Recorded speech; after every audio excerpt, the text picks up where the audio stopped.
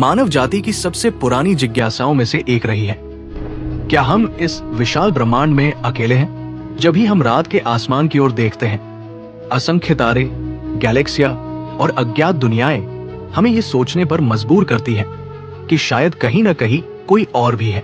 Aliens, एक ऐसा विषय जिसने न केवल विज्ञान बल्कि धर्म, साहित्य और सिनेमा में भी अपनी गहरी छाप छोड़ी है। इस डॉक्यूमेंट्री में हम एलियन से जुड़े सभी पहलुओं को समझने की कोशिश करेंगे, वैज्ञानिक दृष्टिकोण से लेकर षड्यंत्र सिद्धांतों तक, और उस प्रश्न तक जिसकी खोज में हम दशकों से लगे हैं, क्या हम अकेले हैं? हमारी पृथ्वी एक छोटे से ग्रह के रूप में सौरमंडल में स्थित है और हमारा सौरमंडल एक आकाशगंगा मिल्की वे का हिस्सा है। पर क्या आप जानते हैं, ब्रह्मांड में ऐसी अनुमानित 200 बिलियन से अधिक गैलेक्सियां हैं। हर गैलेक्सी में अरबों तारे हैं और हर तारे के चारों ओर हो सकते हैं ग्रह। नासा के अनुसार ऐसे लाखों ग्रह हो सकते हैं जो हमारी पृथ्वी की तरह जीवन के लिए अनुकूल हो।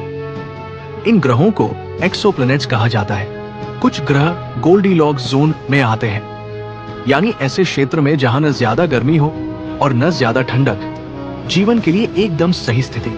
1947 में अमेरिका के रोसवेल में एक कथित यूएफओ क्रैश की खबर ने दुनिया को चौंका दिया।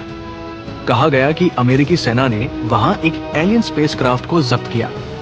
फिर आया रेंडलशैम फॉरेस्ट मामला 1980, जहां ब्रिटिश सेना के अधिकारियों ने अजीब रोशनी और यूएफओ देखे जाने का दावा किया। भारत में भी यूएफओ देखे जाने के कई मामले सामने आए हैं। 2004 में लद्दाख और अरुणाचल प्रदेश की सीमाओं पर भारतीय सेना ने अजीब उड़ने वाली वस्तुओं को देखने की पुष्टि की थी। सेती, सर्च फॉर एक्स्ट्राटेरेस्ट्रियल इंटेलिजेंस, एक वैज्ञानिक कार्यक्रम है जो आकाश से आने वाले रेडियो संकेतों का विश्लेषण करता है।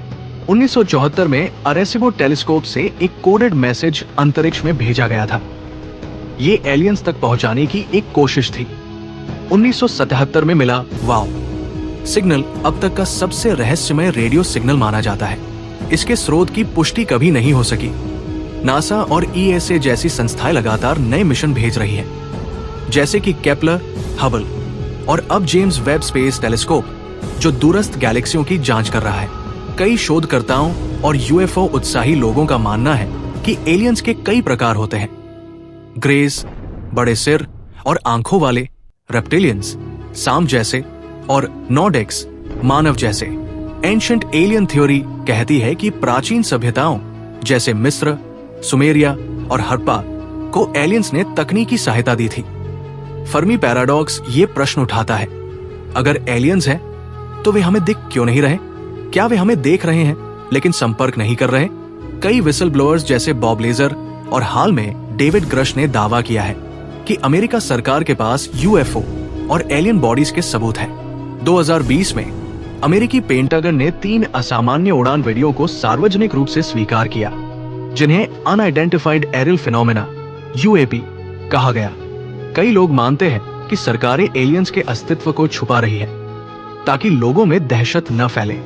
जेम्स वेब जैसे आधुनिक टेलीस्कोप हमें ब्रह्मांड की शुरुआत तक देखने में सक्षम बना रहे हैं। वैज्ञानिक अब बायोसाइनेचर्स, मीथेन और अन्य लाइफ रिलेटेड तत्वों को अन्य ग्रहों के वायुमंडल में खोज रहे हैं।